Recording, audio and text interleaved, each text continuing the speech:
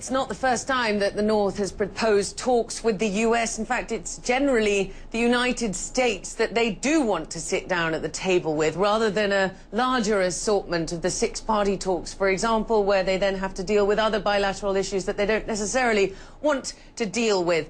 It really also follows the pattern of North Korean brinkmanship that we've seen over the decades, that they'll issue a series of threats, that they may launch rockets, nuclear tests, whatever it's been, to exacerbate tensions, and then they'll demand talks.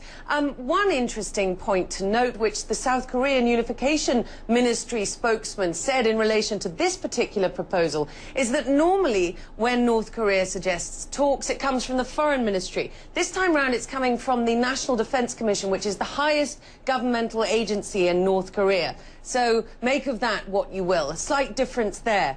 But their general position remains the same. They've said in this proposal, we want to discuss denuclearization, but we will keep our nuclear weapons as long as there are nuclear weapons directed against us in the region. And that pretty much nullifies any hope for talks that it might want with the United States, because their starting point has always been that North Korea needs to be serious with actions rather than just words if it wants to come to the table. This is what Dennis McDonough, the White House Chief of Staff, told CBS yesterday about the White House response on those talks.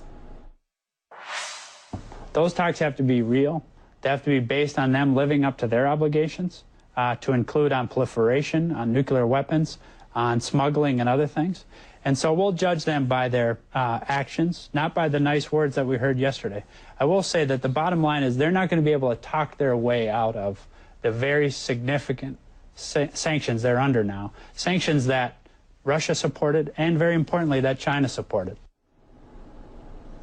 And of course, that mention of China is so important. How much leverage does China have, or is China willing to exert at the moment on North Korea? How much is its basic position of support towards the North unchanged? Questions which right now we don't know the answer to.